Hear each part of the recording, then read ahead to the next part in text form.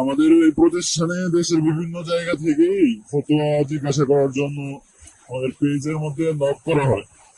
তো গতকালকে বা তার আগের দিন সম্ভবত একজন বোন নক করেছেন। উনি নক করে অনেক কান্নাকাটি করতেছেন।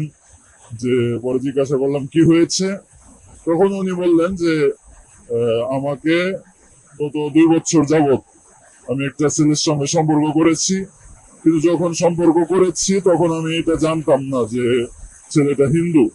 তো যতদিনে জানছি ততদিন অনেক দেরি হয়ে গিয়েছে।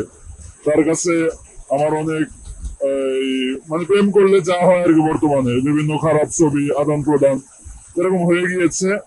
মেয়েটা আবার আপনার কমি মাদ্রাসায় পড়তো, মাহবিমের মনে হয় সম্ভবত পড়তো। তো মেয়েটা তারপরে বলতেছে আমার সাথে হয়ে গেছে।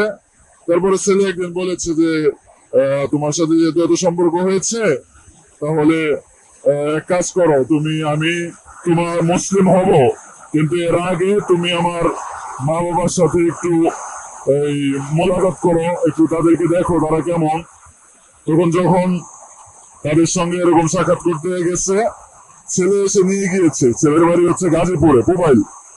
তো ছেলে তাকে মেয়ের বাড়ি হচ্ছে মানিকগঞ্জ থেকে নিয়ে গিয়েছে।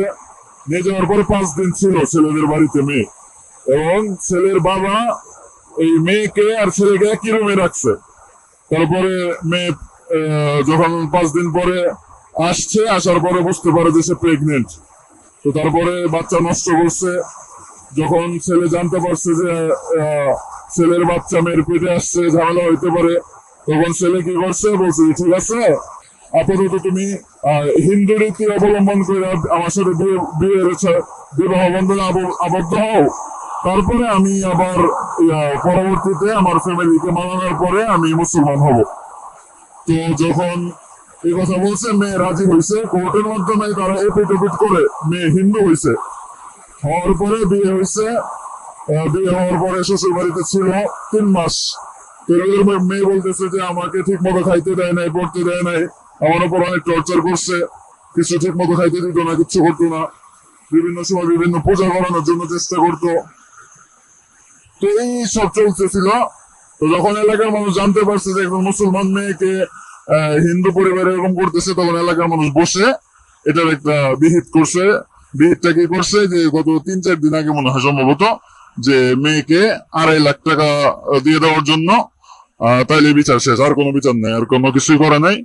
তো এতটুকুই হয়েছে আর কি। তারপরে মেয়েকে 1.5 লাখ টাকা দিছে, আবার সোমবারের দিন আরো 1 লাখ টাকা দিবে। তবে ওই যে মোবাইল এলাকার যিনি মেম্বার আছে এলাকার, ওরা আবার শর্ত করছে যে গোপনে চুক্তি, যে এখান থেকে 70,000 টাকা ওদেরকে দিয়ে দেওয়া লাগবে। এই হইতেছে মূল ঘটনাটা আর কি। এখন আপনারা যদি একটা উদ্যোগ নেন, তাহলে আমার মনে হয় সব থেকে বেস্ট হবে। এখন কি সব দোষ, আমার যতটুকু দেখা যায় যে সব দোষ হচ্ছে মেয়ে। মেয়ে বলতেছে আমার যা করছে, আমি যা করছি ভুল করছি, আমার তো আর কোনো বাঁচার উপায় নাই, আর আমি যেটা করছি এটা আইন ভাবে আমি লড়তে পারবো না। কিন্তু আমি চাই যাতে করে আমার অন্য মুসলমান বোনরাও এটার মাধ্যমে সতর্ক হয়। এই জন্য মুসলমান ভাইদের আমি হেল্প চাই।